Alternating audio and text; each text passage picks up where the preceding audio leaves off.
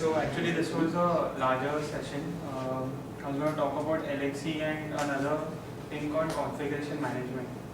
So it's something that is used in operations, system operation. Like you have say around thousands of machines and you want to configure all of them with certain services, like some web server and some MySQL or some other database and everything. So you need to do configurations for all these thousands of hosts, and maybe the configurations will be different. So for that we use something called as a configuration management system, which configures all the hosts. So Salt is one such configuration management, but I won't be talking about that. So I'll talk about LXC. That's a virtualization technology. Now, what is LXC?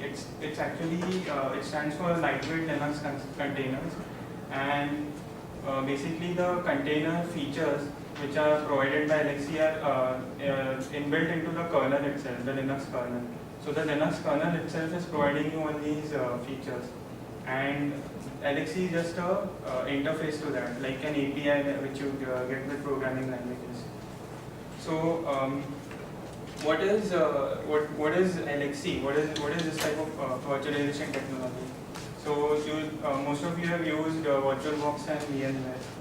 And you might have heard of another virtualization technology called Xen. So Xen and VMware, they provide hardware level virtualization. What they do is they'll segregate your hardware into units of resources. Like you have say 24 CPU cores on your machine, and what that virtualization technology Xen, or what they'll do is they'll take one CPU and assign it to one virtualized guest, and that way they are virtualizing the hardware itself directly. You have the host, which is the Xen operating system running on the machine locally on the machine. On top of that, you'll have guest operating system, like you'll have Windows or maybe a Linux operating system. And the Xen operating system, what it will do is it will take one CPU and assign it to one Linux host, then maybe take two CPUs and assign it to a Windows host, guest, like that. So that is hardware level virtualization that you have here, where the hardware is being virtualized and provided to the guest. Then you have another type of virtualization called operating system virtualization, where you have a full-fledged operating system installed on the host, like you have Ubuntu installed, and inside that Ubuntu host you'll have guest operating systems. In this, what happens is the hardware is not being virtualized. The hardware is being fully given to the host operating system. What the host is doing is it's giving certain OS level features and virtualizing those features to the guest.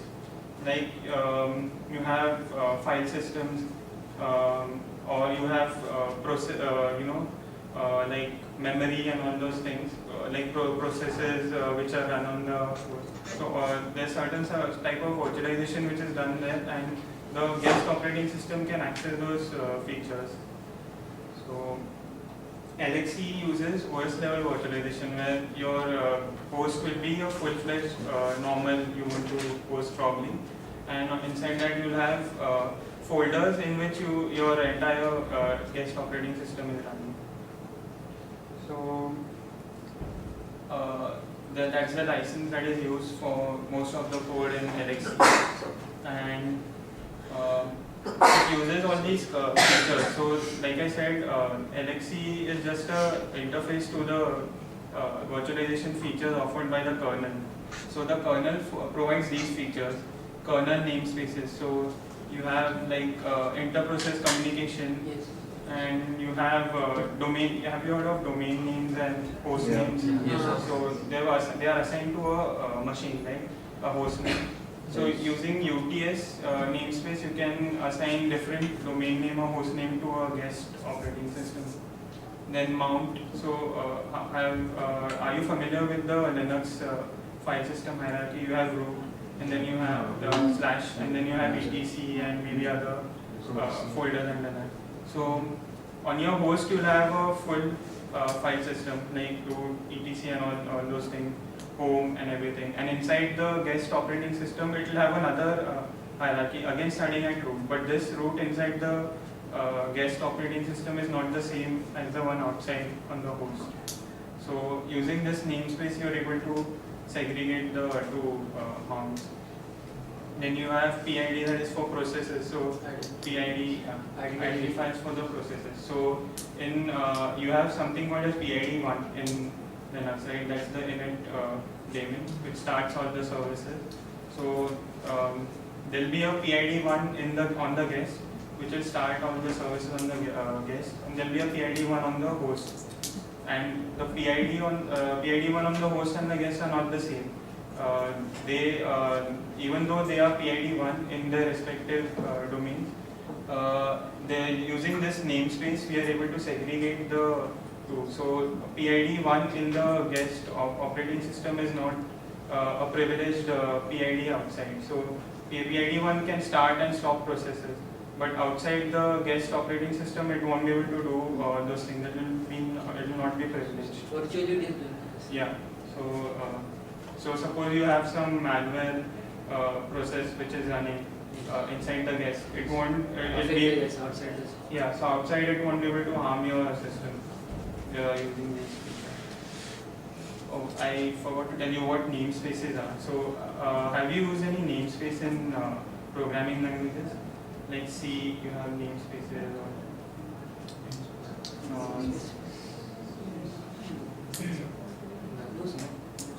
so a namespace is basically you're segregating certain name, like you can think of it package as or something, right? sorry. In Python or Java package. Yeah, something like that. So you can have the same name. Like suppose you there is another example that I can give you is a football field. When you're playing football, you have a goalkeeper in each team, right? So that's again like a namespace. Even though the name is the same, the position, I mean the position is the same, goalkeeper, but he's defending two different goals, and so you can have goalkeeper, you can have striker, but they are in different teams. So something like that. So namespaces allow you to have the same feature or the same name for the guest and the host, but they are both separated so that they don't interfere with each other. So these are these are all the different types of namespaces. So after PID you have network. So you can have network interfaces, like you have your Ethernet, Wi-Fi. So Ethernet and Wi-Fi on the host and the guest would be separated, so that any network traffic coming on the host is not immediately visible to the guest. Otherwise, suppose you have many containers running on many guest operating systems running, and what happens if one guest operating system is able to sniff out the network traffic of another guest operating system? So that would be a security yeah. So using this namespace in network, the interfaces are segregated. Then the final one is user namespaces. So in Linux you have something called as a user ID and a group ID. Have you ever used the chmod or chown command? Change. Yeah. So you suppose a file is not executable. So if you want to make it executable, you run chmod. So in that, when you set chmod, you have to set it for the user, the group, and everyone else, right? So in that you have user and group. So each user is given a specific ID on the Linux system, and each user can be a part of one or more groups. So you have the sudo group as well, sudo's group, by which you can run commands and root, which require root privileges. You run sudo commands. So using this user namespace, the root user on the host. So suppose you have a privileged user on the host who can run sudo command, and you have a privileged user on the guest operating system who can run sudo command. So they won't be the same, they'll be different. So any user who can run sudo commands inside the guest would not be able to run sudo command outside the host, because the namespace is different. So the super user inside the guest would actually be a normal unprivileged user outside the guest. So it uses these namespace feature to segregate all these resources. Then you have certain security features. They are implemented using AppArmor and SE Linux. So if you use Ubuntu or SUSE, then you would know about. If you might have encountered AppArmor. It's a method to say it would actually implement certain security restrictions on certain resources that you specify. So that's what a AppArmor profile would do. Similarly, you will have an SE Linux context. So basically what these things do is they enforce certain security restrictions on certain devices or certain files or something like that. Or files could be a binary file like ping command which you run. You can enforce certain security restrictions on that. Then devices could be, or maybe you're attaching some network or maybe some USB device, and you don't want all the guests to be able to access that. So you could use something over here, some profile or some restriction security mechanism over here in these profiles to do all those things. Then seccomp is actually a sandboxing feature available in the Linux kernel. So what it does is, like, suppose you have a process which can do a lot of things as root. It requires root and it does a lot of things around your file system. So it could be very harmful if something goes wrong in the code. So what you can do is you can what the sandboxing feature provides is that it will allow the process to go into a secure state, and in that secure state, it is not allowed to run any system call. A system call would be to maybe modify something on your file system or do some harmful thing. So if using this sandboxing feature, once the process reaches that secure state, it's not able to do any of these system calls, and thereby if it tries to do any of these system calls, then it's immediately terminated by the kernel. So this is one way to secure that process. Has anyone ever used a chroot? So you have the root file system in your Linux, on your Linux, right? You have root, and then you have etcs, home, and all those things. But you can also create a normal folder inside your home folder, and you can make that your root file system, and then inside that you can have etc, home, and everything, and that will be another new file root file system. And so basically what you would be doing is you would be changing the root of your process, or whichever wants to access that separate file system. I'm not sure if I've explained it correctly. Maybe Praveen would be able to explain it better. Chroots. So you have this root file system, right? Like / you said you have etc, var, usr, home, all those things. Okay. Now if you want to have a for example, even Ubuntu itself, you have Ubuntu, like what is the current version, 14.04 version, okay? And you want to develop something on Ubuntu 12.04, okay? But you don't want to install the whole Ubuntu, so you can create one folder for Ubuntu 12.04. So all the root file system, inside that folder will be for Ubuntu 12.04, the glibc, the bash, kernel, not kernel, all other applications and libraries will be of Ubuntu 12.04, okay? Now from your terminal, say chroot into that folder, okay? Now all the commands and your compilations, everything you do will be actually on Ubuntu 12.04. For example, you are developing some software, you want to test on Ubuntu 12.04 and 14.04, okay?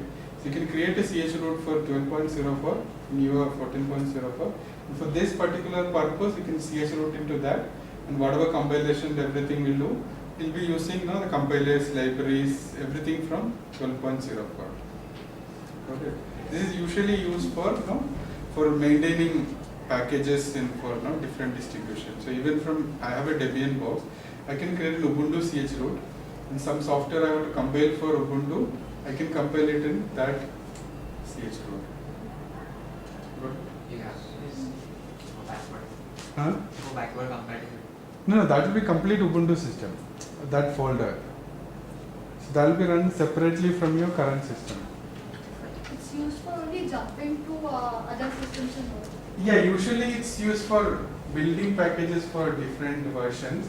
Also, it's used for example, no, your name server or Apache, whatever, some application. Okay, you don't want that application to access any of your normal system. So you create a CH root and run that application in that. So even if some bug or something, the application has some problems, somebody trying to access your system through that application, they will only be able to access that folder. They won't get access to your system address. Yeah.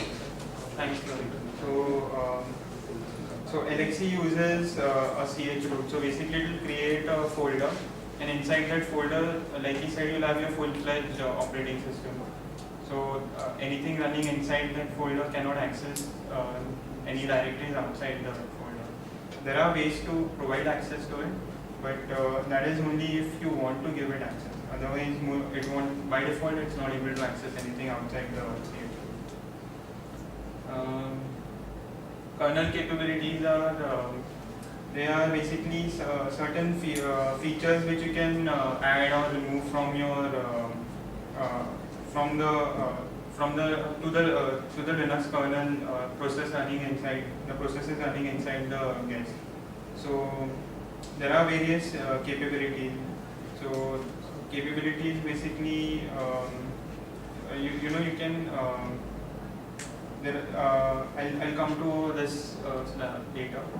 There are you can add and remove capabilities, and capabilities would be like giving them some maybe network access or denying network access to the guest. How can we add or delete? Means using the code of the kernel and then. No, basically what you will be doing is you will tell it that it won't be able to access this capability. So suppose one capability like giving it access to the network. So if you say that it's not able, if you tell it that the guest is not supposed to be able to access any network devices, then no network device would get attached to it. And because there is no network device attached to the guest, it's not able to access any the network. So nothing, it can't do anything outside to your, access your network. It can only access whatever is available in that container. Something like that. And actually come to the actual. And you have control groups. So control groups allow you to limit or account for what is the resource usage. Like you have containers and you want to say allow that container only to use a certain amount of memory, like maybe 128 MB memory only out of your entire memory which is available on the host. You can do that using these C groups. You can also find out what is the current, how much resources has the container used. So suppose if you're using it in a commercial setup, then if you want to bill your customers for the amount of resources they have used in their container, C groups would allow you to do that. So these are the components of the LXC. You have a library, you have bindings for certain popular languages, and a few tools have been created mostly they are created in Python. So these tools allow you to manipulate containers and control them. And finally you have templates. So basically a template would be say a list of instructions on how to create a container. Like you have a Debian template. So using the Debian template you can create a Debian container. And that container would be a full-fledged Debian OS running on your guest as running on your host. There are quite a few templates already available. There's you have for Debian, Ubuntu, then you have for OpenSUSE and I think Arch as well. And it's not that difficult to create these templates. You use the existing templates to create new ones. And the language binding means like you can directly, from Python program, you can just go like import that library and then start using the LXC and Yeah. manipulate directly. Sorry? Debian. Yeah.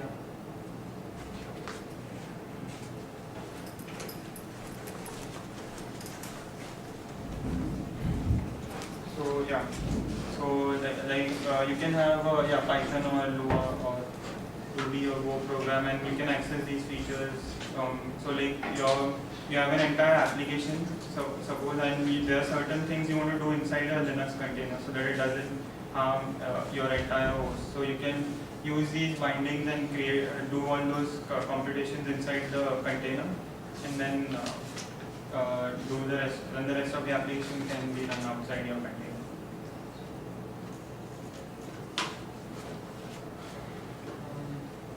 Yeah, so the templates which I talked about, they are basically executable files, and they can be shell scripts or anything that's executable. And inside the templates, you would specify a few parameters so that it can bring up the guest operating system. The templates which are shipped by default are stored in this location. User share LXC templates. So networking. So suppose you have a template, a Ubuntu template, and you want to set up networking on that. So you would do it this way. What this is doing is it's creating two network interfaces. So you have you'll see two network interfaces on your guest operating system. The interfaces are of type VETH. VETH is Virtual Ethernet interface. And you're saying that it should be started when the container is started. Then you're assigning a hardware address, that's a MAC address, to the interface. The default one is not used unless you don't specify a MAC address. So the two network interfaces are ETH0 and ETH1. ETH1, ETH0. And ETH0 would be assigned an IP address from the so you have networking namespace, right?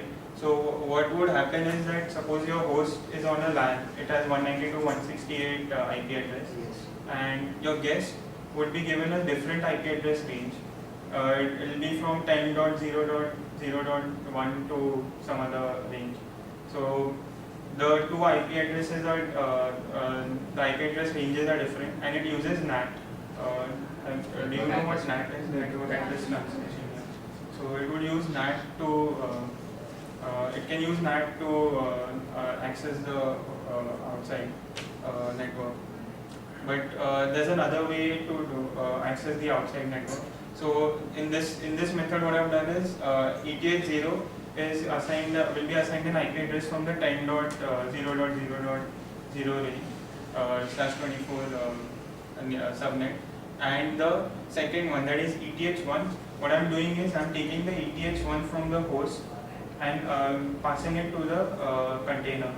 So now what will happen is if you have two interfaces on your host, one of them would disappear from your host and it will appear inside your container, and when the container is started. So now this container is directly able to access the outside network using this ETH1 interface. So there is not WLAN support. sorry? Wireless. Yeah, you can. I haven't tried it. I've only tried with ETH1. But any interface which is available on your host, you can pass it directly to your guest operating system. But when the container is running, like if you set it like this, it will disappear from your host. So the host will not be able to use ETH1 any longer as long as the container is running. The container will be using ETH1 directly. Once the container stops, ETH1 would again be available to the host. So Bridging is also there, right? Bridging. yeah, so the first one is basically bridging. So bridging means What a bridge would do is like it will, yeah. So you have a network interface ETH0 on your host, and then ETH0 on your guest operating system. So the bridge would connect the two interfaces. So traffic passing from your ETH0 on your guest is being passed to the ETH0 on your host, and it would use NAT on all that to map the network interfaces. Did I get that right? Yeah. Do you have any other queries in this? So you have two network interfaces. One So, is one more, bridging is used when, like for example, you're running a guest operating system and you want other machines inside that network to be able to access that guest.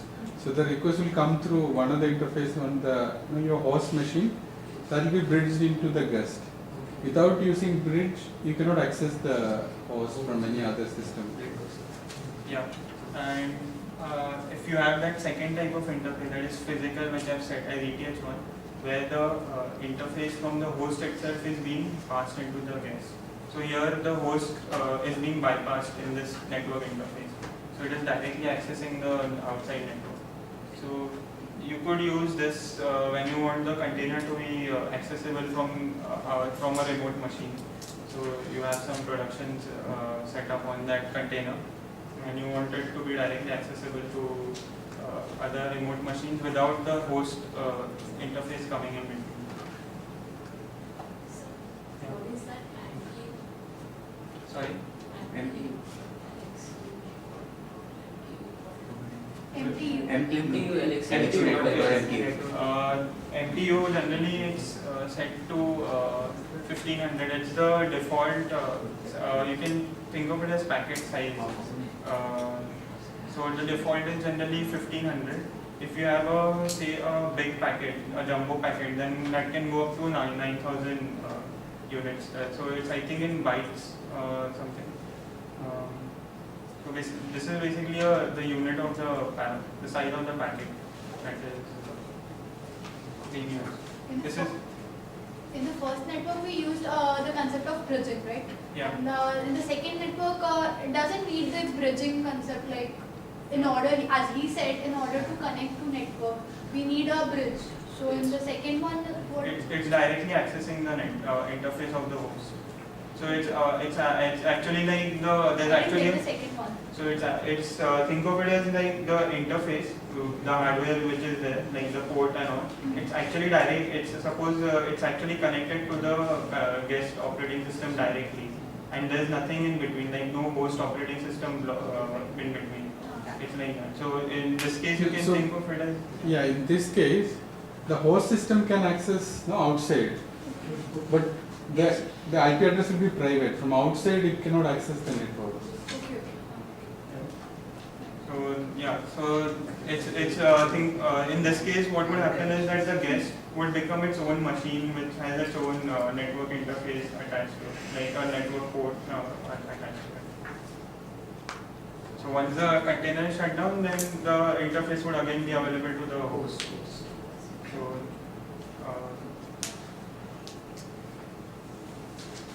any other queries? So suppose you have some data on your host, and suppose you're developing apps, say some application, and you want to you've created a checkpoint in that in the application now. Your code has reached some maturity, or you want to get out an alpha or something. So what if you wanted to test this alpha version on in a clean machine, like it doesn't have any dependencies installed which on your host, like you have on your host. So what you can do is you can create an LXC container and then put your application in that and then run it.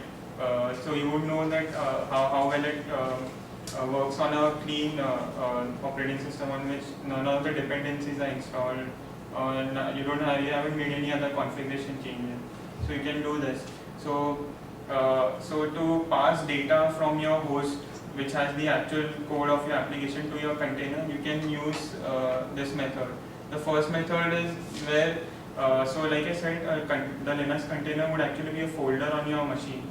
So this will be the part to the root file system of the guest. So you would have var lib lxc and the container name would be whatever name you have set while creating it, and slash root fs, and inside the root fs you'll have your entire root file system of the guest. So from the host you can directly put data inside that inside the folder, and the guest would be able to access it. That is one way. Then another way, another thing is that sometimes the operating system will create certain file system which are only accessible at runtime. Like you have tempfs file system which is only which is created while the system is running. So if you want to access such file systems, you can use the second method, where inside your host proc slash proc directory, there'll be a long string of characters, like maybe hexadecimal character or some long string of characters, and that will actually be the ID of that container while it's running. So inside slash proc you'll have that ID, and inside that you'll have root folder, and then inside that run, and inside that you can access the file system which is only available while that container is running. And like I said earlier that when your container is running, it's not able to access anything outside the container, right? So what if you wanted to give that container access to say one folder out on your host? You can do that using the last method. So inside the fs tab you would create this line, and when the container is started it will get access to that folder on the host.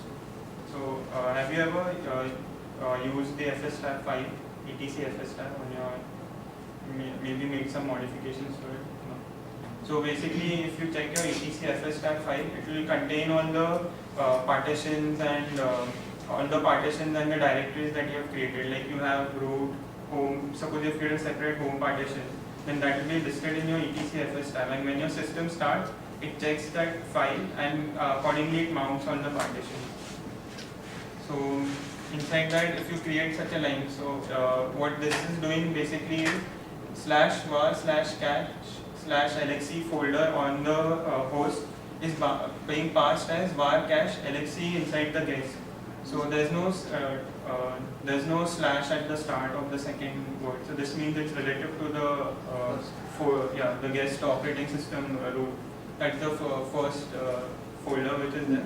Inside that you'll have var cache lxc, and this var cache lxc would be mounted inside that guest.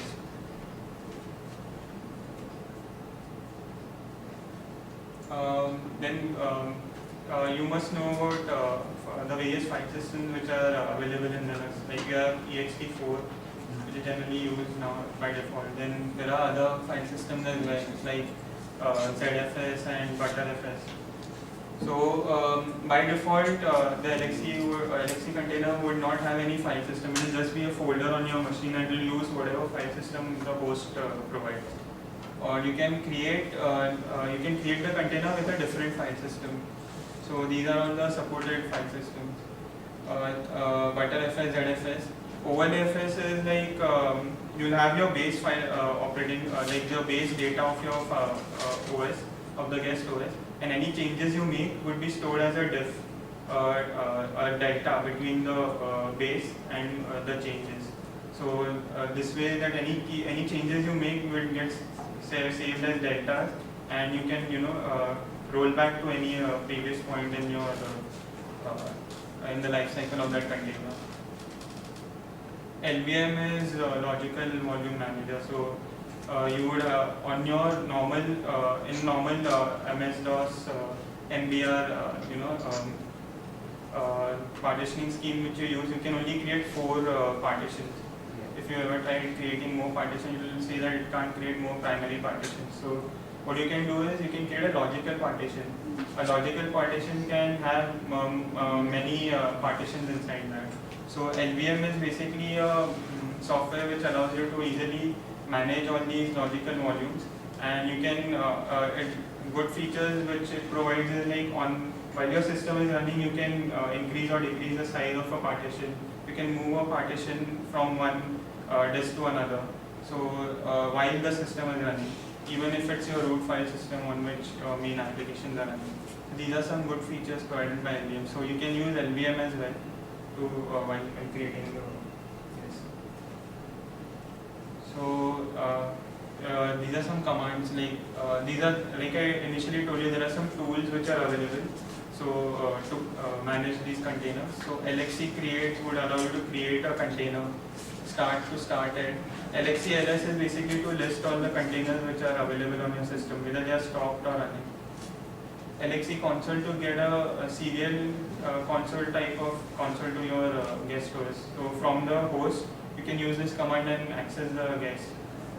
And LXC attach info would give you information about your guest, that LXC container. And auto start to start it. If you use auto start, then it will automatically start the container the moment your host machine starts up. In all these commands, the /n is the name of, you're specifying the name of the container. So in an earlier slide I showed you how you have var lib LXC container name. So their container name would be u1, u2, whatever names which are set in these commands over here.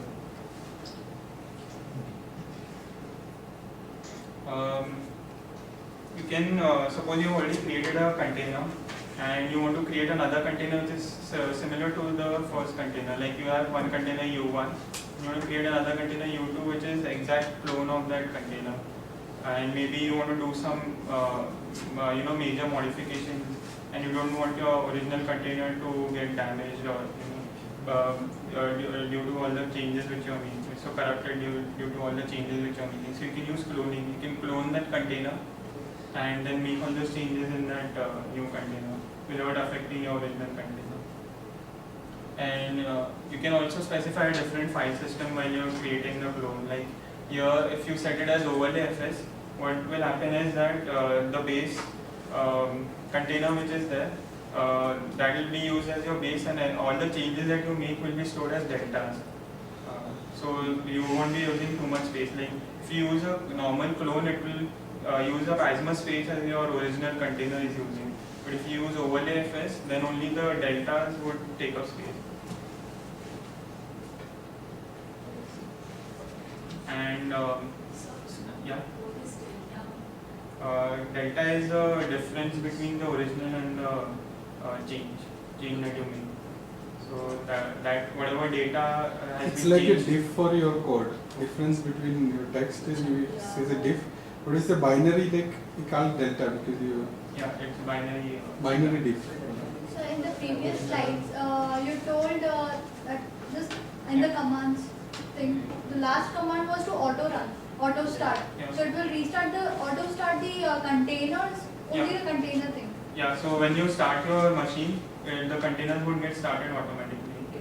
So suppose this, like you are a web hosting company and you have customers' containers running on the machine. So when you start your actual server, the host server, you want all the containers to start automatically, right? So that you can use that. So basically, there the -g is the group which is specifying. So this command, in this command, if you give the -r command, it will restart that all those containers which are in the group you put. So you can assign groups to all the containers and you can restart those containers. Suppose you have updated the kernel on the system, then you want to restart all the containers so that they use the, so they are properly using the new kernel features. So you could use something like this.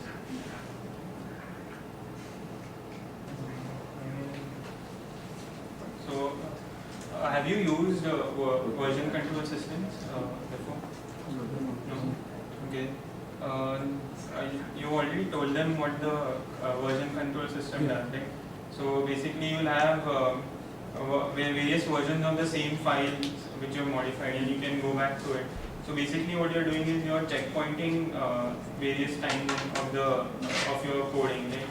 So you made, say, 10, you created 10 lines in a file, and then you save that, and then you add 10 more lines. So that though you can anytime go back to those original file containing only 10 lines. That's a snapshot or a checkpoint of your code.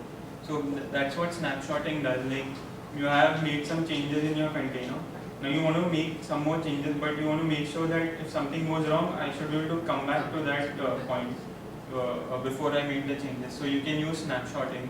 So basically what you do, it will take a snapshot and it will store it as by default the names would be snap 0, snap 1, and you can anytime go back to the previous snapshot.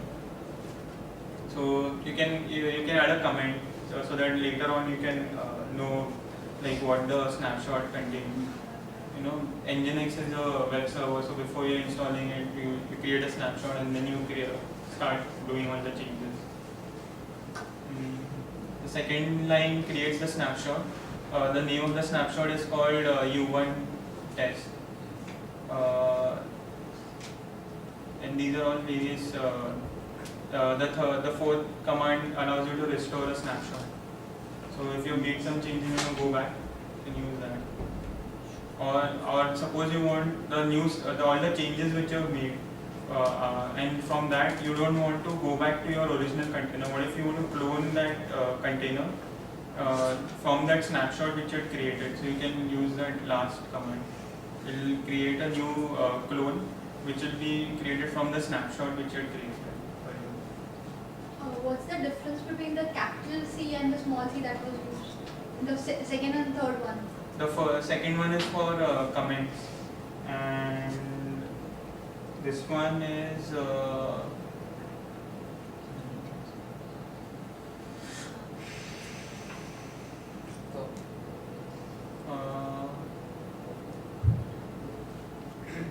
I'll get back to that. I don't remember it.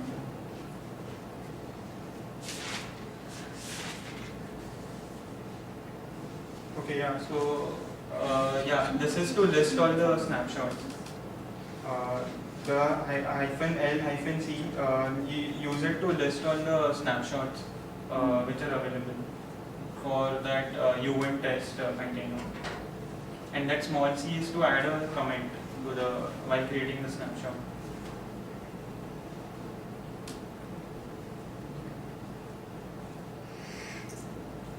Any other query?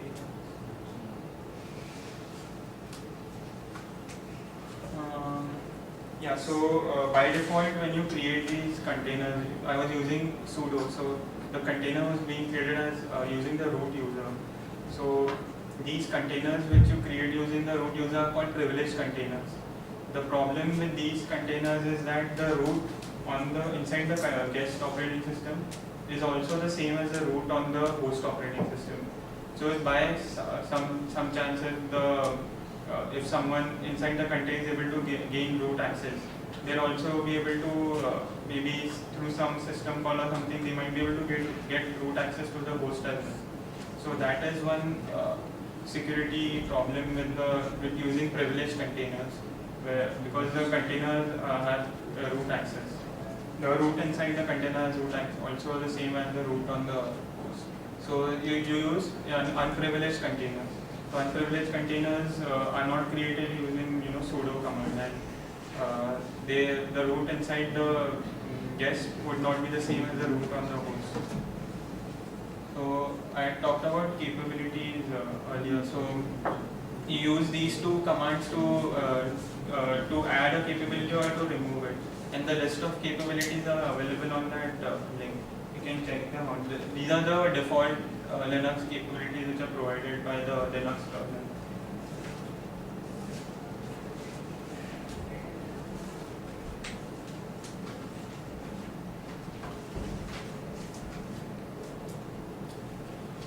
So slightly advanced topic, so I'm not actually going to cover it. You can check it online.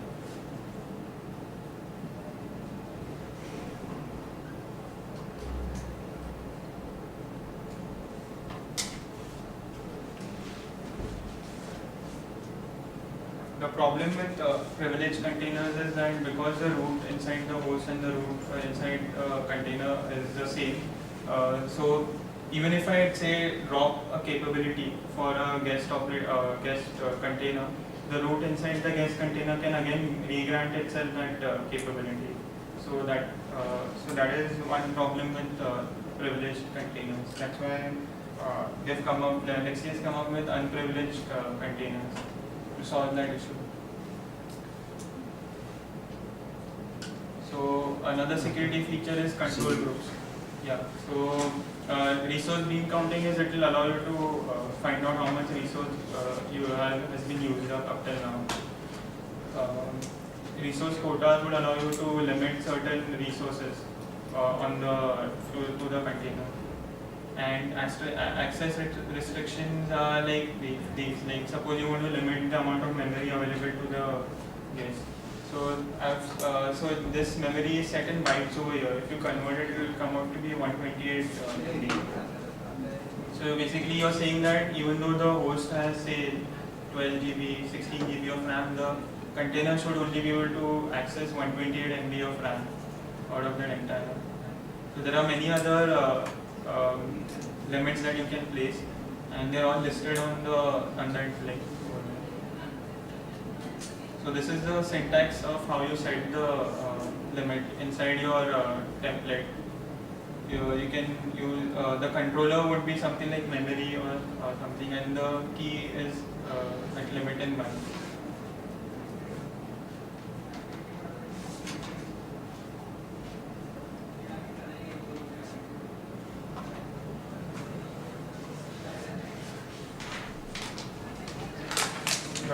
Bean counting would allow you to gain some metrics from the container usage. So you can use that. Suppose you're a hosting company, then you can use it to bill your customers, saying that you have used this much resources. And you can use C groups to say define like what kind of devices the container can define, like whether it can define certain block devices or character devices or something like that, and what it can do with all those devices. And you have AppArmor is like I said, a security feature. So basically in AppArmor you have profiles, and AppArmor works on paths. So suppose you give it a path to say the ping command, and what AppArmor, and then you can specify that which users can use the ping command, or which devices can the ping command access. So maybe you can say that the ping can access this interface, so that you can use that interface to ping other hosts. So something like so you can create profiles for a lot of things. So for the container, when you create a profile, so in that profile you can set which facilities are available to that container, and which command it can run. What would be the access given to that container, to that feature, like does it have root access or not. By default, LXC comes with 3 profiles. That's container default, then default with nesting. What that profile would do is it will allow you to create a container inside a container. So there's actually no limits to how many containers you can create inside containers. But generally, I think people wouldn't need more than like 2 containers, like one container and a container running inside that container. With mounting would allow you to what it will do is it will allow you to mount certain devices, like it will allow you to mount certain file systems like ext4, Btrfs, which are not provided by default in the default container. The default container, it will just in the default profile, it will just allow you to use the none attribute, and it will just use whatever the host file system is.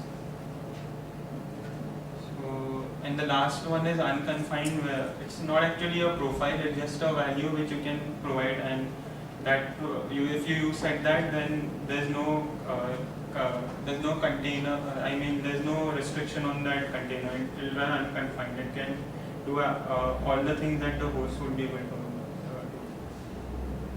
So all these profiles are stored in that path etc AppArmor.bean LXC. And if you want to use any one of these containers inside your template, you just set that option LXC.aa_profile equal to whichever of these 3 values you want. Similarly, SE Linux is another security features. So AppArmor is used on SUSE and Ubuntu. The others come with SE Linux. SE Linux is available on Ubuntu as well, but by default it's not enabled. So in SE Linux also you can, there's something called as context, and you can set the context using the SE template. So the difference here is like normally, any program, any software will be run by a user. All the privileges all the access that user has, that running software will also have. But with AppArmor or SE Linux, you can restrict that. Only these things, these software is allowed to do. Even if the user has access, software may not have access. So these things are two different softwares, AppArmor and SE Linux. Both are like similar thing, that implementation is different. The size of the software is restricted, then how can we nest it? No, it's not the size, what the software is allowed to do and not allowed to do. So like one thing could be like you can say your user might have access to a folder, but using this profile you can say that the application is not allowed to access that folder. You can do something like that. You can provide say different types of read-write access to that application other than what the user has. So you have a folder, say you have a container. A container has a restriction over the folder. But inside a container, when we nest another container, can we give that access of the folder? No, the profile would get propagated to the nested container. So if the host container is not able to access something, then the nested containers would also not be able to access that folder. Is that what you were asking? I was asking that if a container file has a restriction over one folder, Okay. so if the same container is again been nested, there's another container. So that in nesting, you would have the host. Inside, in that you have a container, and inside that container you have another container. Okay, the first container has a restriction over a certain folder. So the second container also has a restriction over that folder. They can use it. No, it will get inherited. The nested container would inherit whatever the host container is using for its profile.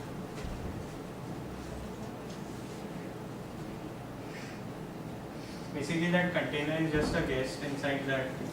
The second container is a guest inside the host container. So only whatever the host can do, only that much only the guest will be able to do. It can't do anything outside what the guest provides. SecComp had said was a sandboxing feature. So it will allow a process to make a one-way transition to a secure state, and inside that secure state, it cannot run any system call except these. Exit segreturn is like if you have a return in your programming language, something like that. So it's returning some value. So exit segreturn and read and write access only to files which it has already opened up before it entered the secure state. So you can start a process and you can open certain files, and then you can move it to the secure state using SecComp. And after that, it's not able to do any other system call. It can only do these 4 system calls. Then it can only read and write to files which were already opened before it entered the secure state. So this is a sandboxing feature provided by the kernel. And if the process tries to do any make any system call other than these 4, then the kernel would immediately kill the process using the kill signal. And you can set the SecComp details using that option in your template, lxc.seccomp.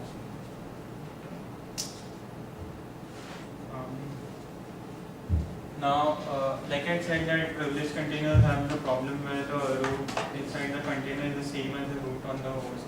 So we use unprivileged containers where a normal user on the system can create a container. So to use that feature, this user namespace is being used. In this, the container is not running as root, on the host. So it's a normal user who's running that container, and that's why any root user inside the container would just become that normal user on the host, even if that user is able to get access to the host. So to do that, we use user namespaces. Basically what it does is it will take a range of user IDs and group IDs and map it to a user. So suppose my user Rigved, I have a range starting from 100,000, and that range range contains 65,536 user IDs and group IDs. So it will go from 100,000 to 165,536. So that range would be assigned to my user, and what I would do is when I create that container, I would pass that range to the container. So any processes started inside the container would be confined to those user IDs and group IDs. So the root user inside the container would actually become user ID 100,000 on the host. And because his user ID 100,000, it's not a privileged user ID. That's why he's not able to gain root access to the host. But inside a privileged container, the root on that is UID 0 inside the container is the same as UID 0 on the host. So this is one way. This is one good security feature. So this way, you know that even if your container is compromised, the user which has gained access would not be able to harm your host. And this is just the way you map the user ID using those parameters. So U is user ID 0 would be mapped to 100,000, and you would have 65,536 UIDs in that range.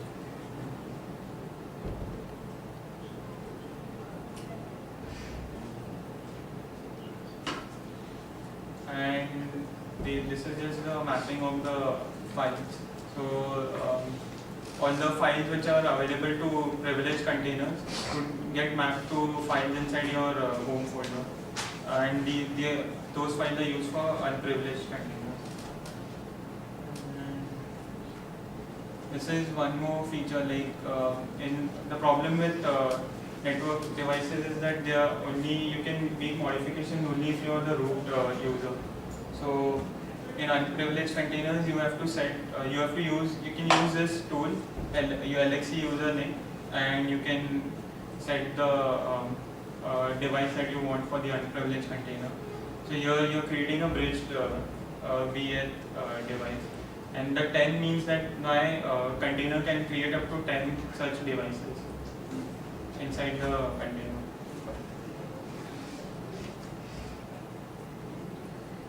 These are just the steps to set up the unprivileged container. You map the UIDs and the GIDs, and then you need to give executable permission to your home directory. And these are certain dependencies that you need installed before.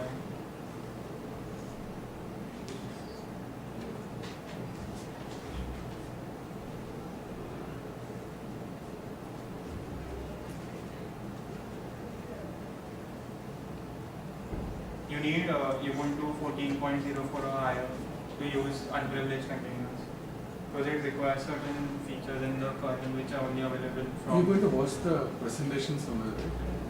Yeah, I'll provide a link that people can download.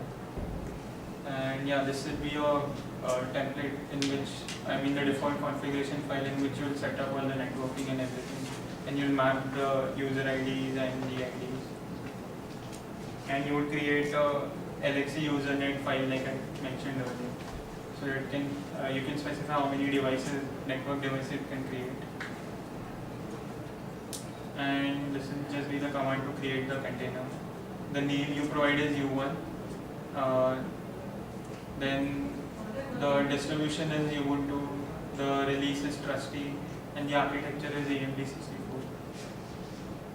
Now, one problem is that, in privileged containers, what it does is that when you tell it to create a container, it will actually create the rootfs at that time.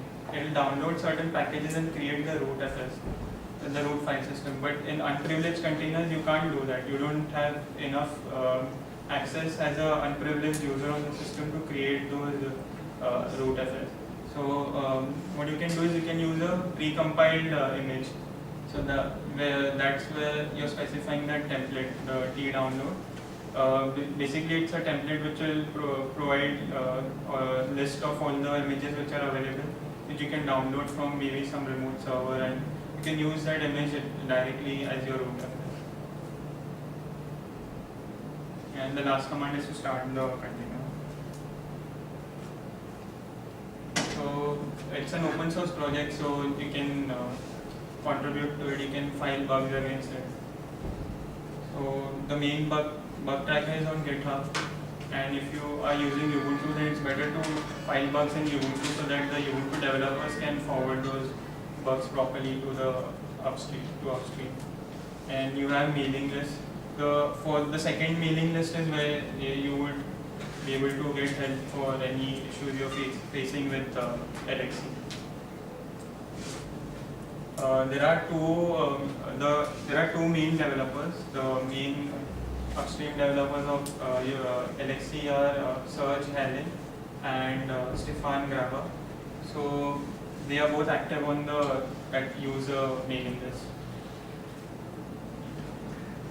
There's an IRC channel, and yeah, that's the link for the daily builds of if you want to grab the latest version.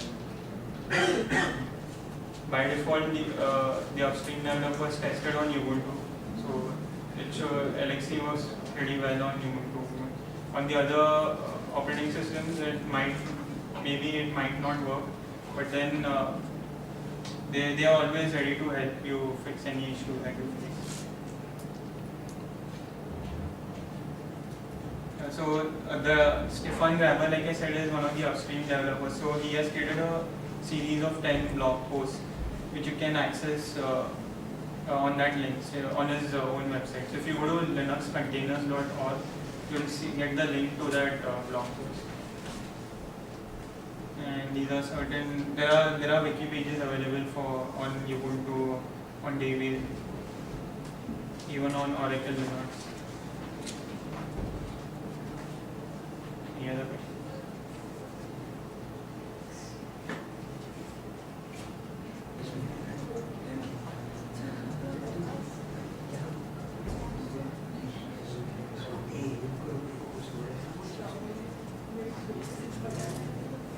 So these are all the containers which are already available on my system. So if you see this Ubuntu which is written here, basically it's a group which are assigned to it. So U1 and U3 are Ubuntu containers, and U2 is actually an Oracle Linux container. So I have a Ubuntu host and I'm running a Oracle Linux container in that. And if you check,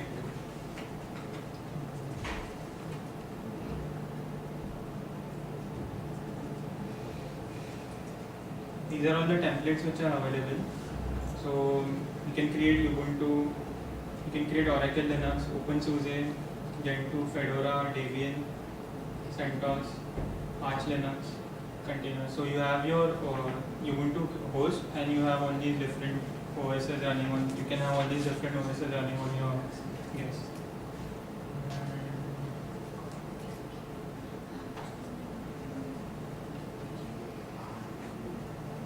So I'll start one Ubuntu container. That's U1. So -n is for the name of the container. -d is to run it in daemon mode so that it will keep running in the background. And you can check if it started. So you can see that it started running now. Earlier it was not running, and it's been assigned an IP address which is in the 10.0 range. So yeah, and if you check,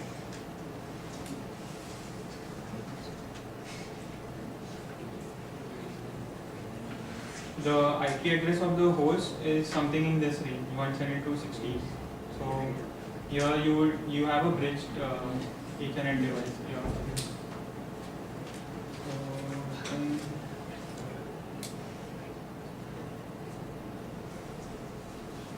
I can SSH to it.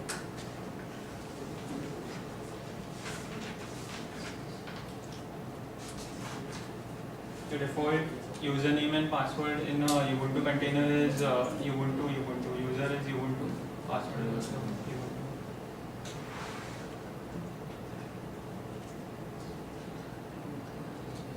This is Ubuntu 14.04 running inside the container.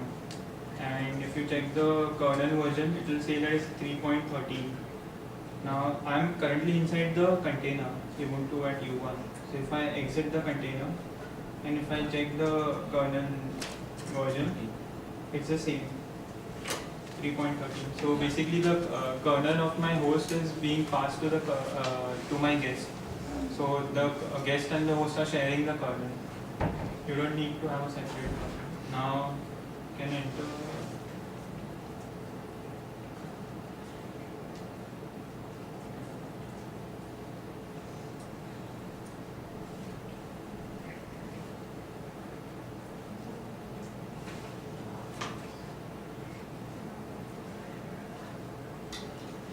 Attached to, this is another method to access a container from the host. Use attach, and basically you get a something like a serial console to the. If I do,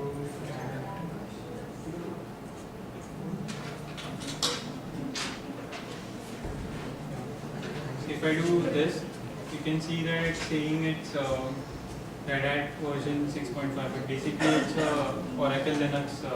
So this is a Red Hat based container running in on my Ubuntu host. This way you can have multiple different types of operating systems running on your host.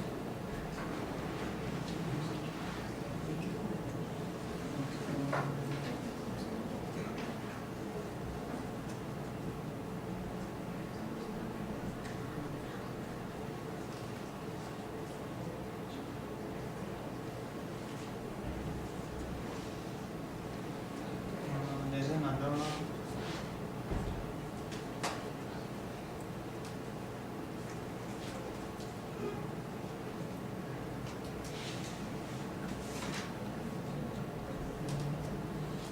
LXC console.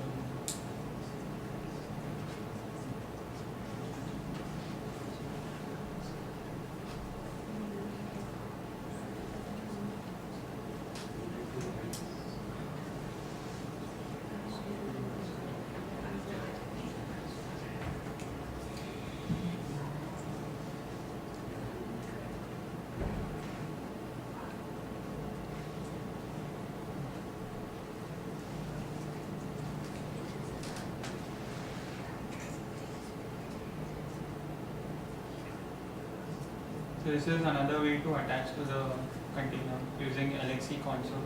And if you want to exit the console, you can't just exit it normally. So you have to press Ctrl A and then Q. So you can exit the console.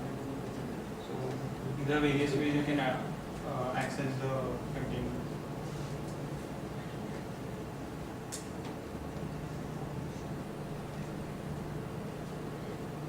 Any other ways? There's something called as Juju, which Ubuntu and Canonical have created.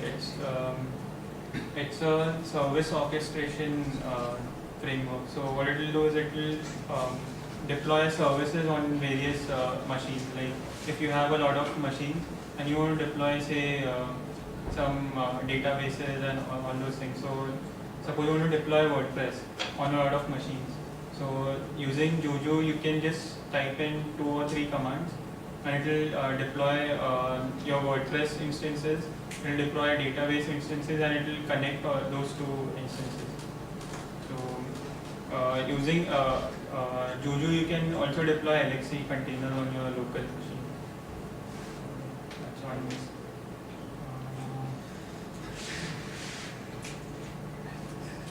Let's see if I have.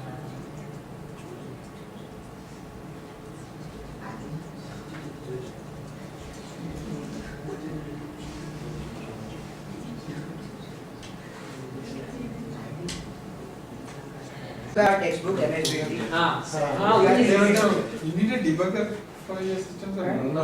इधर है Sir, they are the service provided by OS. वो अलग है, वो अलग है, जो बोल रहा है वो अलग है. Sir, they are the services that are provided by OS. That supports this. Now OS will act as an environment for which it is supporting. This will be Operating browser. Operating system ही है ना, system तो It is an utility. You can call it as a utility. Anyway, yeah, it's basically like you need to, manage the hardware, and make sure that, certain applications are like properly, managed and like, if your application needs to talk, it needs hard disk space, it needs memory. All of these things are managed by your operating system. Okay, so Debian, so what are operating systems you know? Windows and Windows, Windows, Linux. Windows, Android. iOS, BlackBerry. BlackBerry. So who makes Windows? Programmer. Okay, iOS. Apple developers. Apple developers. And for Linux, Contributions, many users. many users.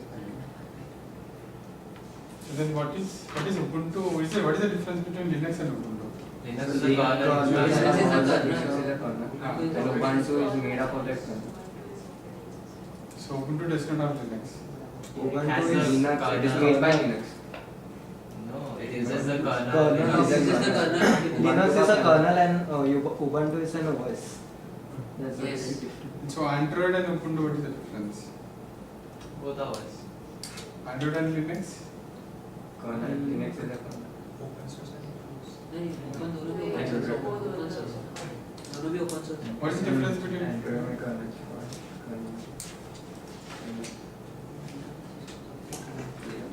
Yeah, what is the difference between Android and Ubuntu? Android and Ubuntu. Sir, one is open source, other is closed. Which is closed source? दोनों open sources का code है इसके developers में क्या अबे Android और Linux Ubuntu sir Android kernel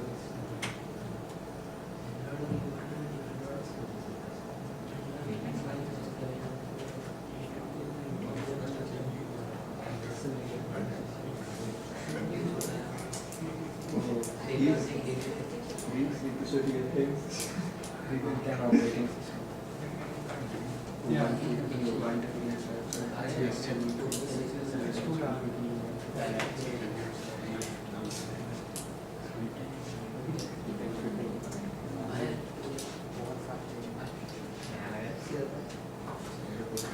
Yeah, so what is the difference between Android and Ubuntu?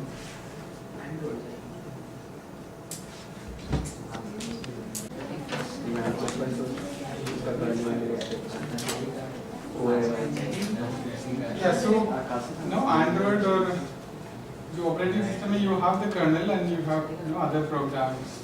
Yes. In Android, do you know how you write applications using which language? Java. Java. Are they running, like how it is run? How normally Java program is run? Java interpreter. Okay. JVM will run the bytecode, right? So Android has a JVM.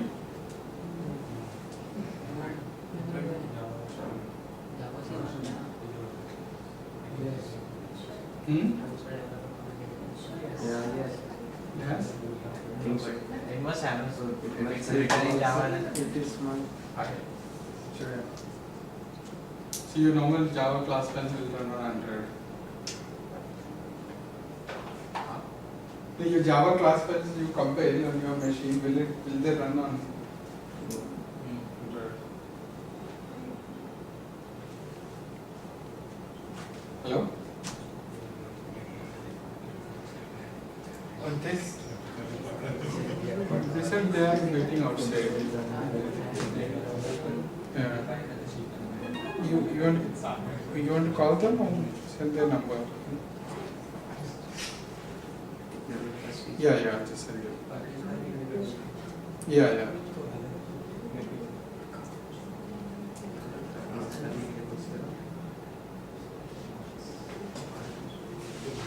Only minute, we're getting the cake.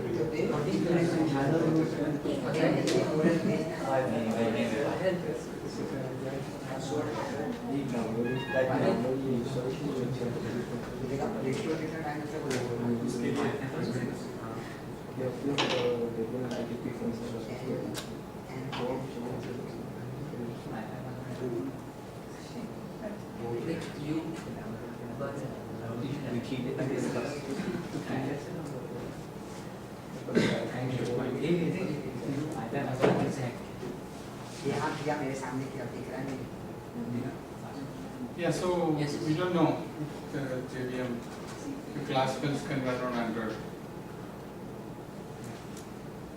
In Android, they use a different virtual machine, Dalvik virtual machine.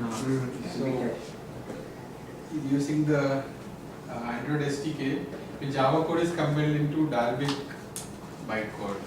Your normal bytecode won't run. You write in Java.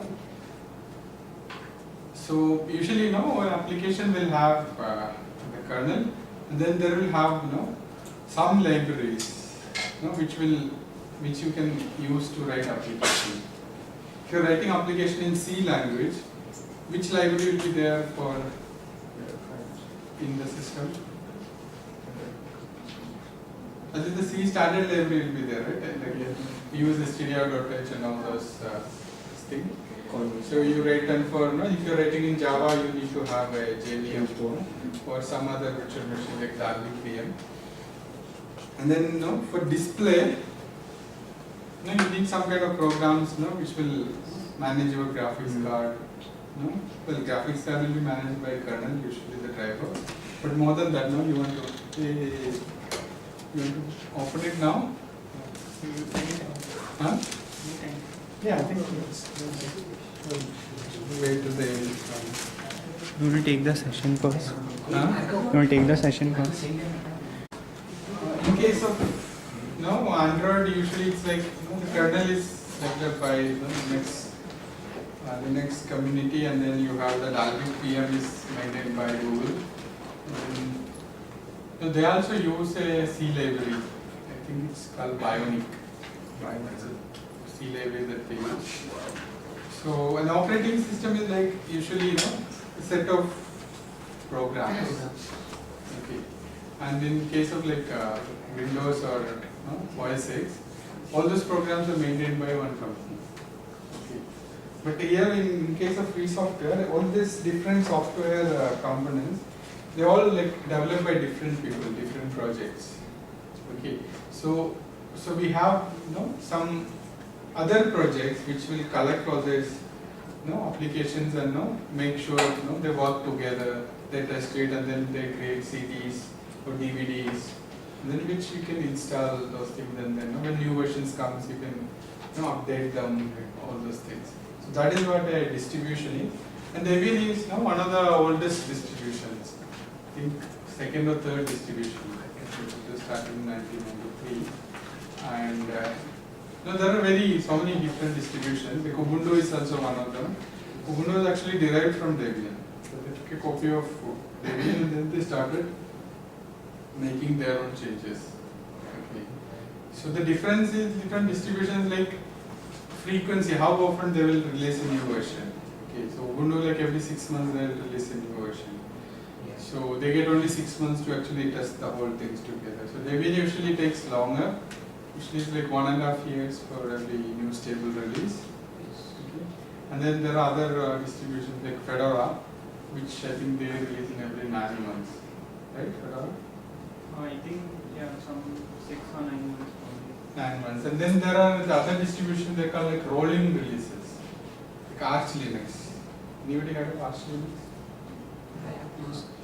So rolling release means like, whenever the new versions of software come, they'll release it. So there won't be like whole operating system, there won't be any release. So they keep on updating software as and when it comes.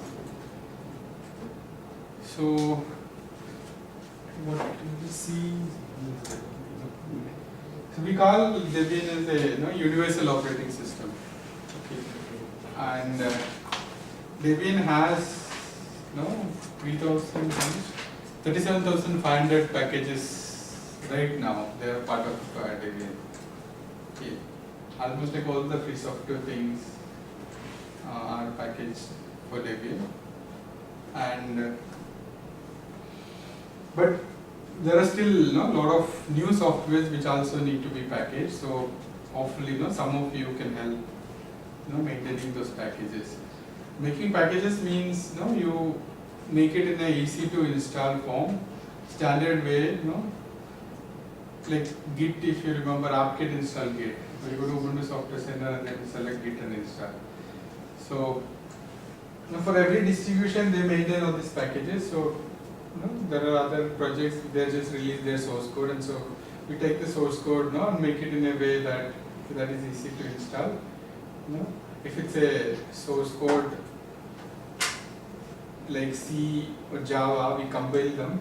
But if it's a Python, though, we actually make sure it's installed into the proper places so that other programs can find them for libraries. And if it's a graphical application, probably we'll add it to the menu. All those things are done packaging. So we have around 37,500 packages. So some of you can also help maintain some of those packages. So Debian has, I think, around 1,000 official members who maintain packages. Okay, there are even more people which are not officially member of the project, but they still do help maintain it. And it supports many different hardware architectures. What all architectures you know? AMD 64, AMD 64 and Intel i3. Intel i3. So at least like Intel and AMD, they're two different companies, but most of they all make the same architecture. Yeah. There is a 32-bit and the 64-bit. So the 32-bit Intel architecture and 32-bit AMD, it's the same architecture. So the code you compile for Intel, it will work on AMD also. If it's a 64-bit, it will work on the 64-bit AMD. Same way, if it's a 32-bit code, it will run on the 32-bit AMD. So they're actually same architectures. Okay, it's Intel's architecture. So on another architecture, you said ARM, right? So most of the phones, mobile phones you have, they all run on the ARM processor. Do you know any other processor, other architectures? PC. PowerPC. Yeah, I think the macOS 6, macOS used to come in PowerPC, now they have started installing. Snapdragon. Snapdragon is a model, right? It's ARM. It's ARM. It's a model. Yeah, it's a model of ARM processor or a brand. And there is MIPS, and there is Alpha, and yeah, I think currently there is Spark is there, if you have heard of Spark. And there used to be something called PA-RISC, but nowadays I think Debian used to support 14 different architectures. I don't know what the current number. Every release some new architectures are added, some of them are dropped. Okay. So even ARM itself, they have ARM, little and D. Do you know what the difference between little and big and D? So I think the numbers are represented, right? Yeah, the way the numbers are represented in inside. So you have little endian and big endian. And yeah, and it has, no, it's not just about, not just Linux. So in Debian you have an option for FreeBSD also. So the kernel will be FreeBSD, but all your other softwares will run on that. Okay. So that's, yeah, so we try to make Debian available on as many different computers or architectures as possible. So that's why, and we need to we want to make all the software as part of Debian. So that's why we call it universal operating system. What is the status of the Word project? Hard is still being developed. It's not an official release, but so the thing is that like we need to have all the software to be ported onto Hard. Currently, I think I don't know how many percentage wise, 60% or anyway more than 50% is already working. Okay. The thing is that some of the programs they are like written like very Linux specific way. So you need to patch those things and make it work on Hard. And probably by next release we might have Hard as a stable release. And so it's being developed. Next release, I think. Yeah, but you can already install the Debian GNU Hard. It's not an official thing, but unofficially you can get the image and install it. But I think currently it supports only 32-bit Intel architectures.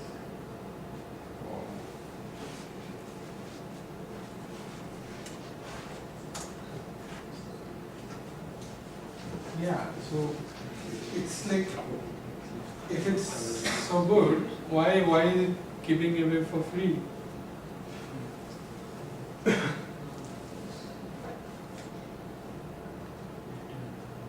Anyway, so I have sent a link to a talk by Richard Stallman in your mailing list. It's some 13 or 16-minute talk. Someone download it and share it. You should really watch it. You really understand what free software is. And if you have any doubts, you can discuss on the mailing list. But even now, just see why do people give it away free? Yeah, the guest Wi-Fi is working, so if anyone wants to grab it, they can check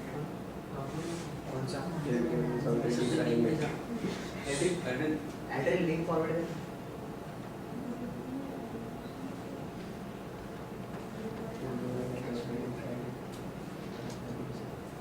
Yeah, so why do people give it away free? What do people get?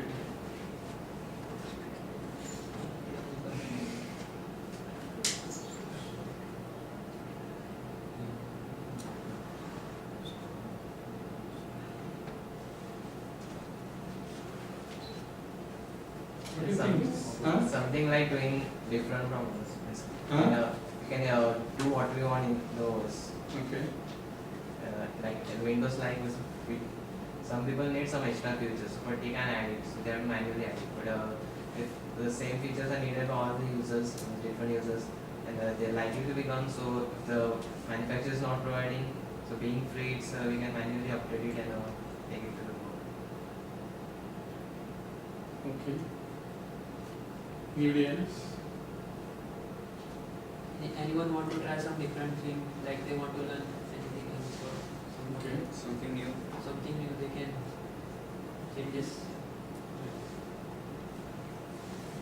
To on the name. And the name. Anything else?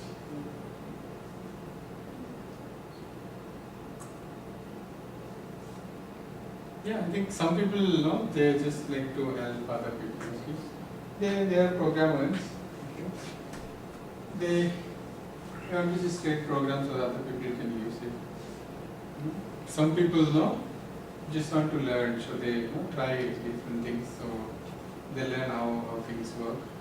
And for some people, okay, just give back to, because they are using so many free software, so they think, okay, they should give something back. So they create software. And for many people, because it's fun, it's like programming, so they write programs.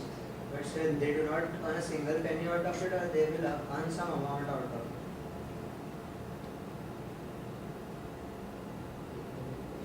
it depends. Like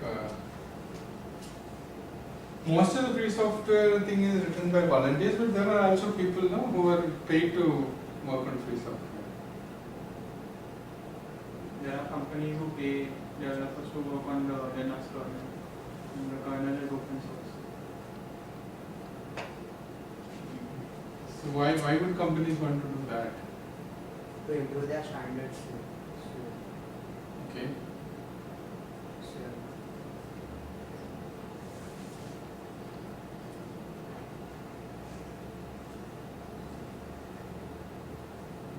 Sir, how do we earn from a free software in case we want to earn something?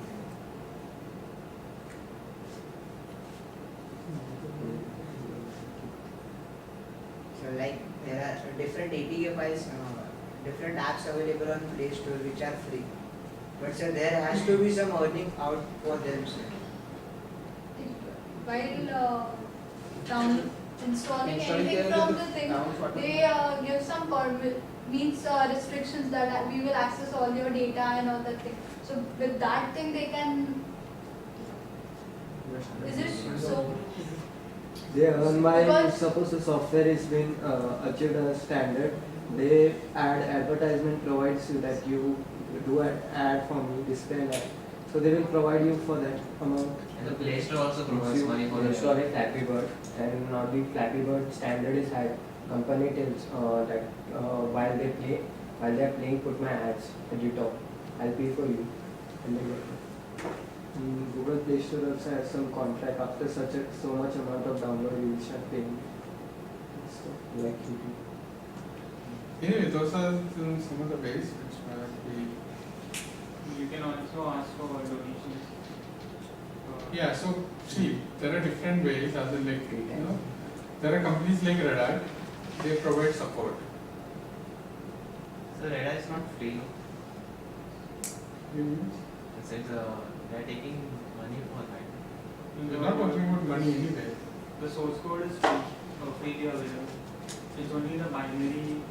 I mean, you can install the ISO, but then to install updates, you need to purchase a contract.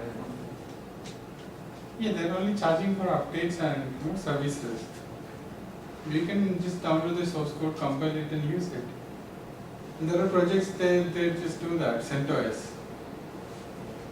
Just take the Red Hat source code, they compile it and give it free. So if you want service, support or certification, then you pay Red Hat. So some people want that, for companies, for organizations like big banks, for your mobile providers. They're running their applications on an operating system. They don't care, if it's like 1 lakh or whatever amount is there. They want to make sure that their service is running all the time. Even if the server goes down for even few minutes, they will lose much more money than the cost of the software. So we're not talking about cost of the software. We're talking about free as in well, most of the time it's free as in free beer as well. But more than that, that's just a side effect. We are more interested in changing the software and improving it the way we want. Okay. So he asked for the business model. Like Red Hat does that. Red Hat earns a lot of money. So people who want support and services, they pay Red Hat for that. There are like many companies. You can buy and get support from the software. And for many other softwares, you can charge for services. They want customization. They want to change their source code, change the source code in a particular way. For all those things, you can charge. So sometimes we download free software in that virus piece. So how much chances are there like such softwares which are free contains virus, mixed virus? Anyway, in case of like Debian or Ubuntu or even Android, you don't usually download from random places. You have a Play Store or you have a repository where every software that is added, it's going through, people check that and you digitally sign the software. Only those software you install. In Windows, you go to random websites and download software. That is, it's an invitation for all these problems. So here, like, we systematically don't do that.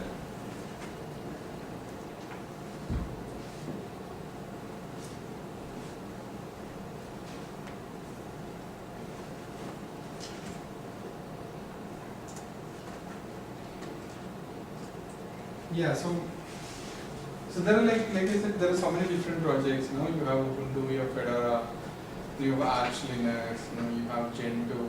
There are so many of them. They have like Linux Mint, PC Linux OS, so many of them. Around 200 distributions. More than the thousands. Official. This is nothing official. No, Like, there's thousands. Standard.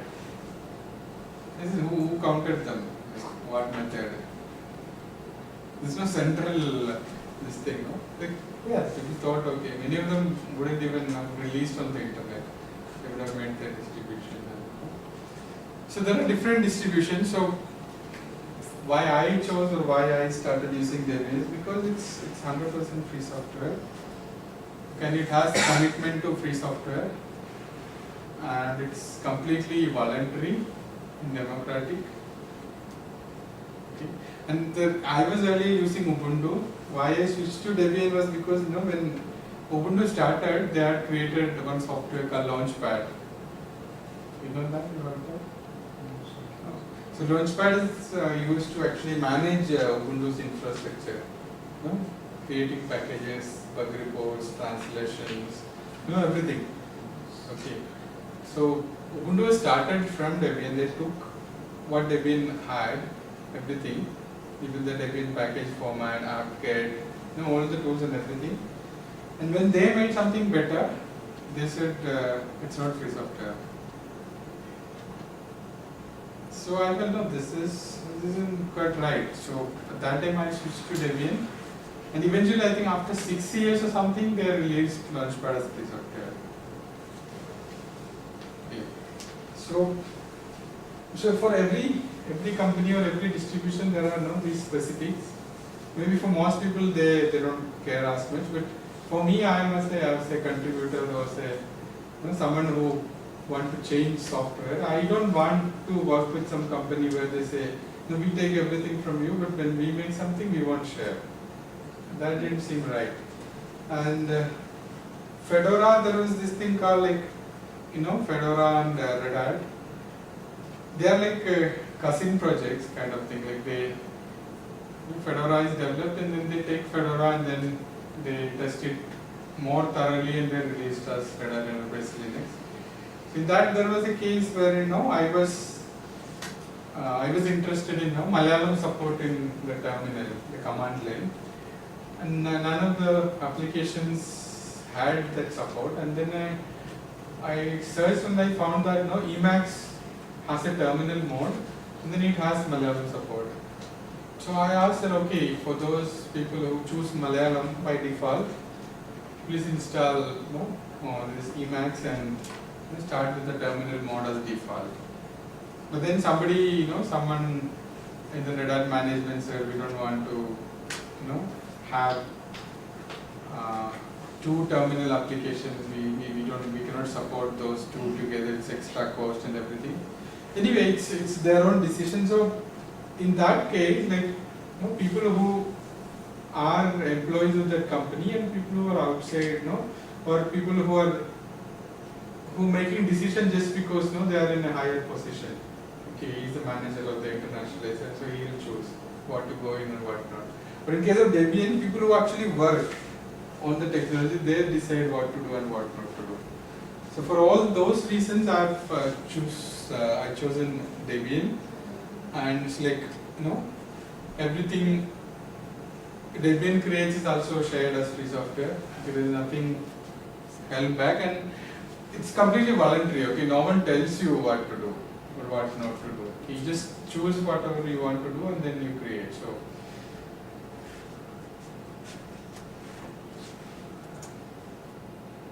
Yeah, I think that's all the slides. But now, what is it there for you to contribute? What is it? Why should you start contributing to or start using free software, contributing to free software. Do you think there is any benefit for you?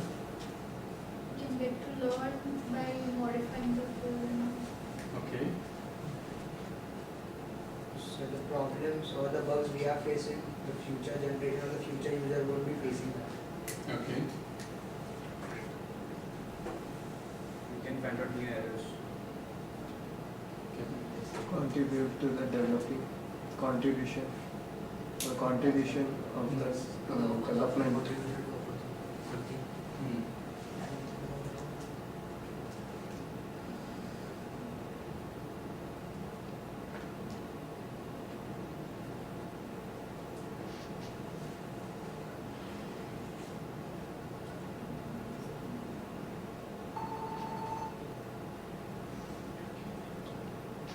So, are you guys interested to contribute? Yes. Yes. So, like most usually, the thing that most like initially everyone starts with packaging software, as in creating those deb files, what they call like the format. You can maintain deb files for different applications, which is already not packaged. So one thing, I think we'll have to eventually package LibreList. So if you have a server and you install Debian, then you want to run LibreList on your server. For example, like you have a company or something, or your college, you want to have mailing list for different classes or groups or whatever. So you should be able to install it easily. So apt-get install LibreList should install. So that is something we should package. And another thing, Diaspora. Okay, Diaspora we need to package. I've been working on it for last I think 2 or 3 years. It's so huge. It has I think 190 or 200 libraries it uses. Okay, so we have completed around 90%, and we still have around 20 libraries to be packaged. So you all can help in that. Even GitLab is also free software. It is also written in Ruby on Rails, and it's also huge. Like I think it's 64%. I think it has around 160 something packages are there, and 60% of this is packaged. So you all can help in that. Package will actually. Package means that you have the source code. Like see.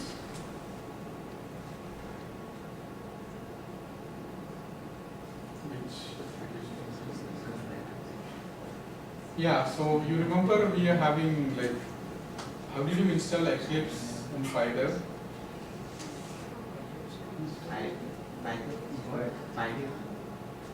So for the workshop you install Eclipse, right? So how do you install it? Extracted the file. Extracted the file. See that extraction and the exe clicking and all, it works if you want to install 1 or 2 softwares, okay.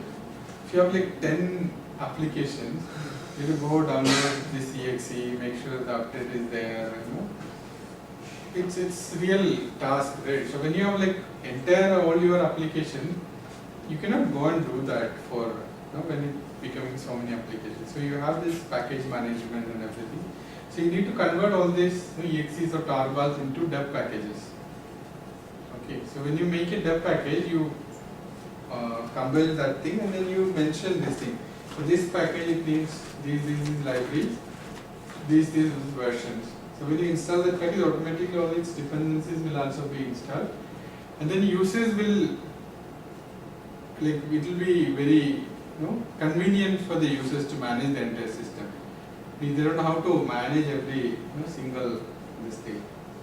Okay, so you just convert your source code into if it's a C program, you compile it. If Java is also you compile into class thing. And if it's Python or Ruby and all, you copy the source code, but you install into the correct positions. And then make sure all the dependencies are correctly identified, all these things. So that is how you create a package. So we can have a workshop sometime creating packages. Maybe after you complete your LibreOffice project, then we'll look into packaging. And so packaging we need, like Diaspora we need to package, Kinukata we need to package, it's still not done. And GitLab we need to package. PyDev is not packaged. Eclipse is already packaged. We gave that R1 because PyDev was not packaged. Okay, Eclipse was already packaged, but PyDev was not packaged. So Java, PyDev, we install PyDev. We install PyDev on So PyDev, what I did was we downloaded Eclipse, we installed PyDev, and we gave the Targon with PyDev and Eclipse together. The Targon had the PyDev installed. So, you want to know anything more about Debian? Probably we'll have some major conf in your college, where we'll come and introduce about Debian and then how to create these packages and have workshops, all these things.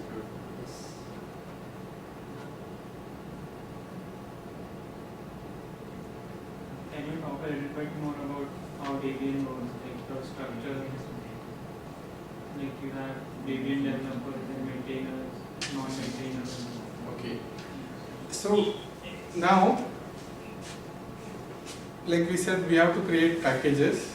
It's in the dev format for any software to be part of Debian. But then, can anyone just create a dev package and add it to Debian? We'll try. Huh? We'll try. Yeah, but can it be done? Yes, sir. It's open source, then we can make changes. You can make changes, but then how do you include it in Debian?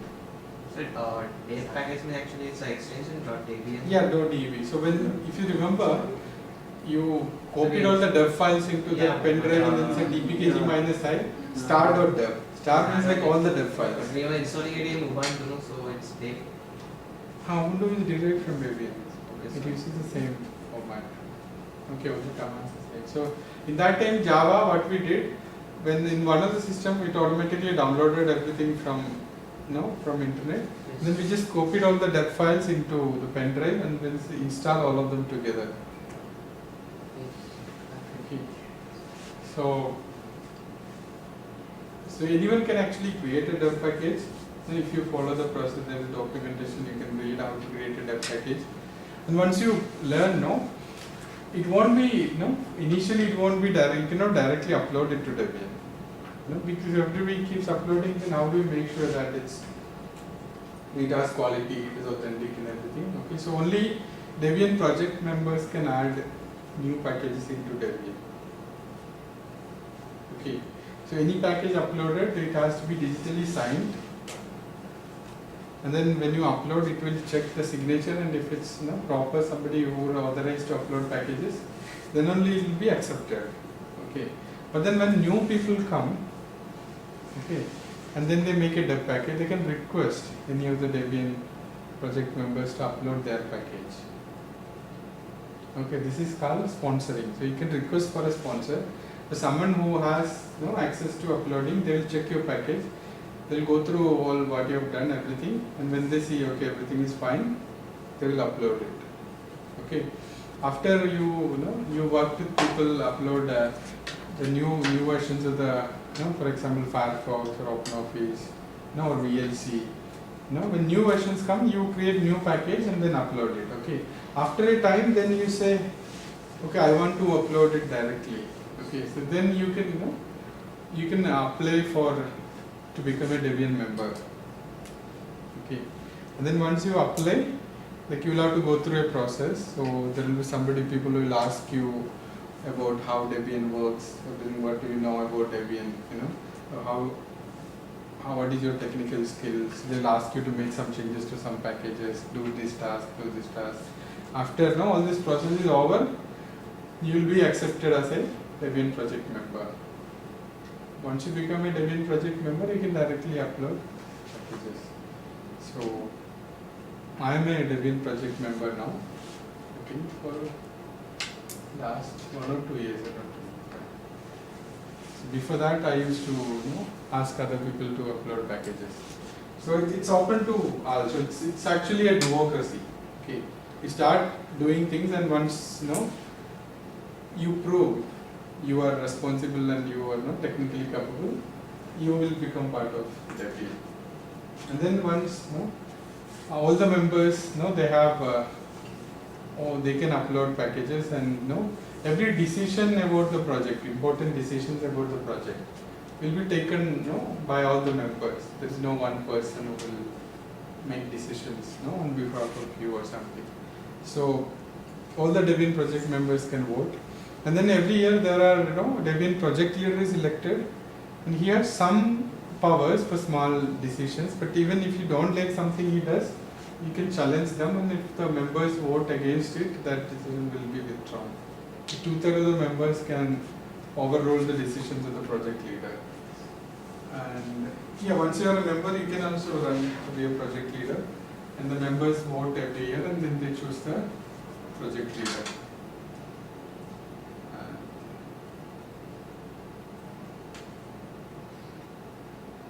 That's, you want more anything specific? So if you are to get into such free software, then what skills must person have? So for packaging, you need to know usually how to use the command line,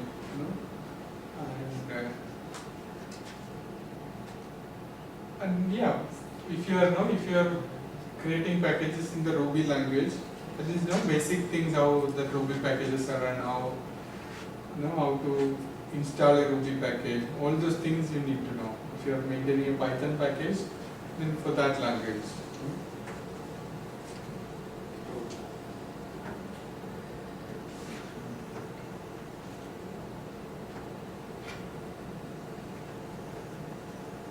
Sir, what is that RMS? We are not free for RMS. So it's like we have on our server, there is one section called non-free, which has software which are not free software. So RMS doesn't like that. We said you should remove that also. So when RMS recommends a distribution, he does not recommend that. There are other distributions like GNU/Sense, which only have free software, even on their servers.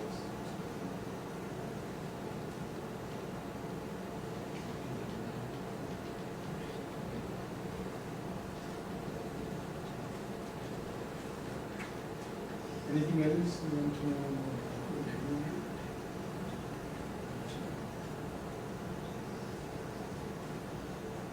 I think then we'll cut the cake. And then probably we'll have that OTR campaign.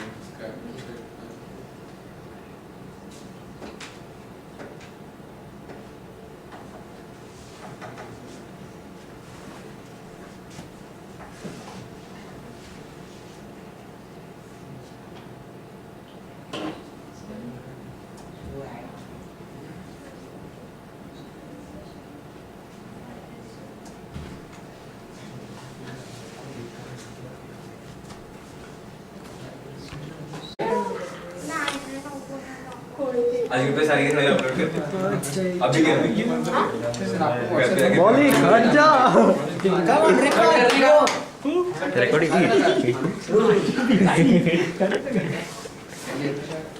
अरे ऐसा मत कर ऐसा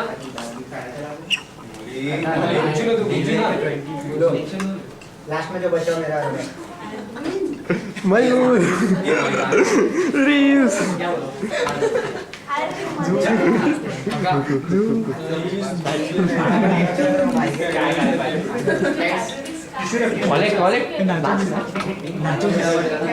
अबे record कर रहे हो चल रहा प्लेन में है ना सबके लिए कितने जने आप प्लेन पाया तू ये photos on